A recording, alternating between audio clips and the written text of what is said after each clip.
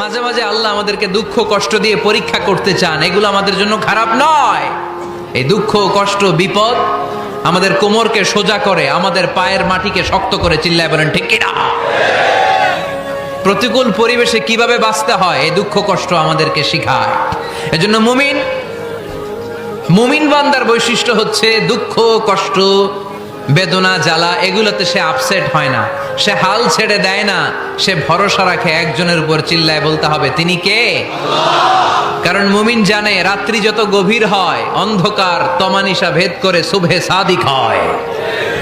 মুমিন জানে গর্ভবতী নারীর পেটের ব্যথা যেই দিন বাড়তে থাকে ওই দিনই নতুন মেহমান আগমনের সময় ঘনাতে থাকে। মুমিন জানে তার জীবনে দুঃখ কষ্ট বিপদ যত বাড়তে থাকে সুখের দিন কাছে আসতে থাকে। এজন্য মুমিনের হারাবার কিছু নেই। ফা ইন্না মাআল উসরি ইউসরা, ইন্না মাআল উসরি ইউসরা। নবী হে, কষ্টের পরেই আছে আনন্দ, দুঃখের পরেই আছে সুখ। আপনি সমস্যায় পড়েছেন, ওই সমস্যার সমাধানও আছে না নাই? এই পৃথিবীতে এমন কোন সমস্যা আছে যেটা সমাধান নাই? কথা বলেন। সমস্যা তৈরি করেছে কে? আবার সমাধানও দিয়েছে কে? আল্লাহ doesn't create a lock without its key. আল্লাহ কখনো চাবি না বানাইয়া ওইটার তালা বানায় নাই। কথা কন। তালাও যেহেতু আছে ওই তালার চাবিও বানিয়েছে কে? মা আনজালাল্লাহু দাআন ইল্লা আনজালাল্লাহু লাহু শিফা। আল্লাহ দুনিয়ায় এমন কোন রোগ পাঠায় নাই যেই রোগের ঔষধ বানায় নাই, এমন কোন রোগ নাজিল করে নাই যেই রোগের কোনো চিকিৎসা বানায় নাই, হয়তো সেটা আবিষ্কার হয় নাই। অনেকে ক্যান্সারের কথা বলতে পারেন যে হুজুর ক্যান্সার এমন রোগ, এই ক্যান্সার তার নাই কোনো অ্যান্সার, কিন্তু বিজ্ঞানীরা বলতেছে এটারও অ্যান্সার আবিষ্কৃত হচ্ছে। সুবহানাল্লাহ কইবেন না? কিছু কিছু ক্ষেত্রে হয়েও গিয়েছে। এজন্য দুঃখের পরেই আছে সুখ, কষ্টের পরেই আছে আনন্দ। এই দুনিয়াটাই এরকম, কষ্টের পরই আনন্দ। দেখবেন তারাবির নামাজ 20 রাকাত পড়তে কষ্ট লাগে না?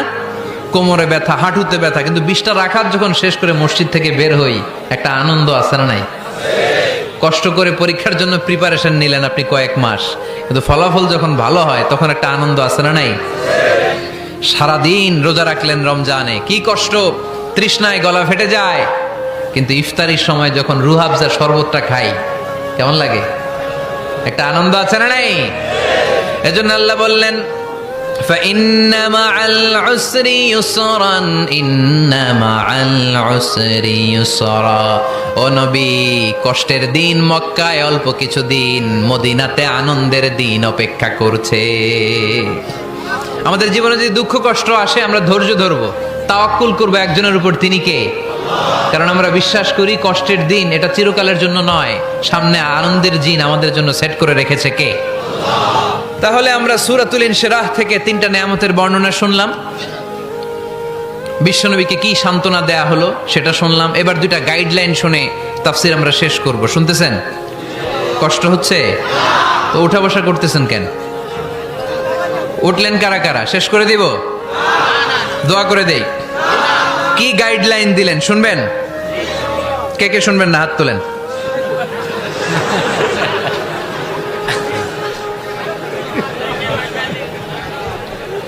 কষ্ট হইতেছে?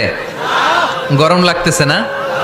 আমিও ঘামতেছি আপনাদের সাথে সাথে। অনেক গ্যাদারিং হয়ে গেছে। আসেন আল্লাহর নামে 3টা তাকবীর দেই, তারপর কোন 2টা গাইডলাইন তিনি বিশ্বনবীকে দিলেন ওই নির্দেশনা বাণীটুকু শুনে আজকে আমরা বিদায় নেব। আওয়াজ করে পড়তে হবে লিল্লাহে তাকবীর, লিল্লাহে তাকবীর, লিল্লাহে তাকবীর। গাইডলাইন নাম্বার 1, ফাইদা